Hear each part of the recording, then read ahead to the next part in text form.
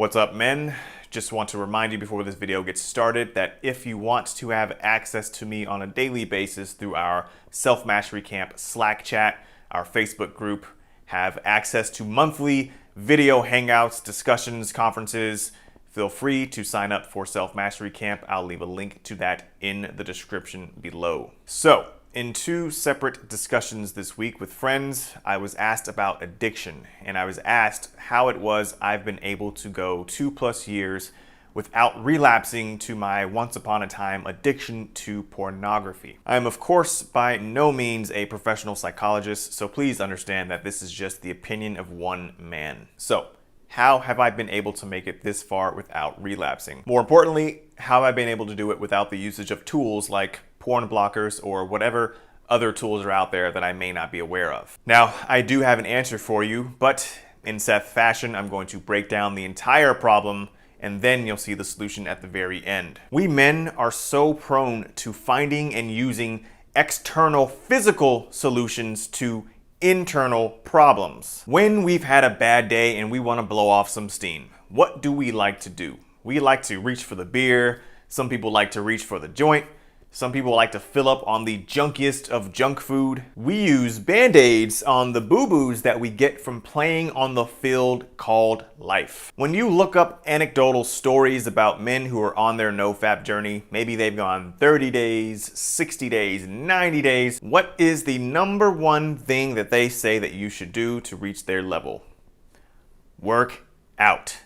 Physical exercise. Men turn to physical exercise as a way to release some of that pinned up energy, that pinned up life force that they have sitting in their balls all day. But once you think about it, if physical exercise were the only thing that you needed in order to break free from your addiction, then a large part of us, a large percentage of this Nofap community would be free from our addictions.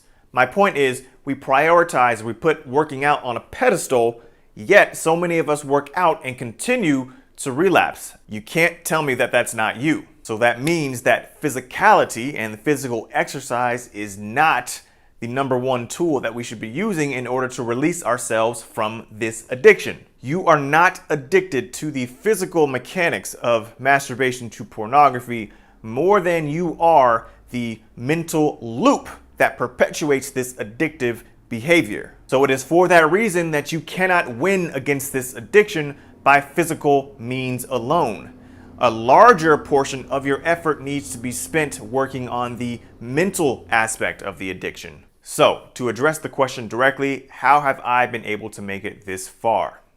2 words: emotional management. 2 additional words: emotional stability. Just think about it.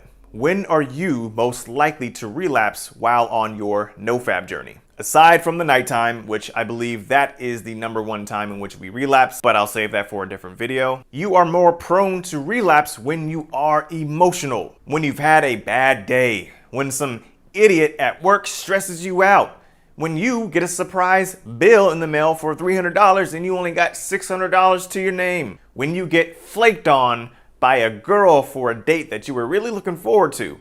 That's a big one. I could go on forever, but what I'm getting at is when a man is not in control of his emotional state, meaning that when he cannot willingly and consciously choose how he wants to feel in any given situation at any given point in time, he is fucked.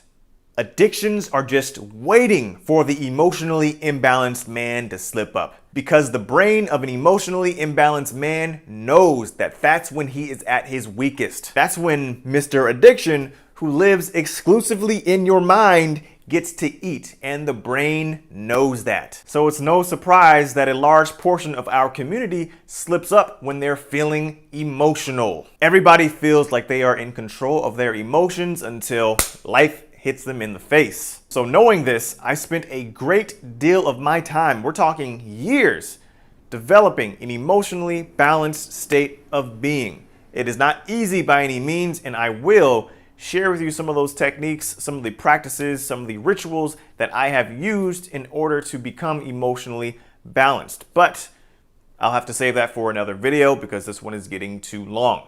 That's all I've got for you today. Like I said, if you want to be in touch with me on a daily basis, and I do mean daily basis, sign up for Self Mastery Camp. I'll leave a link to that in the description below.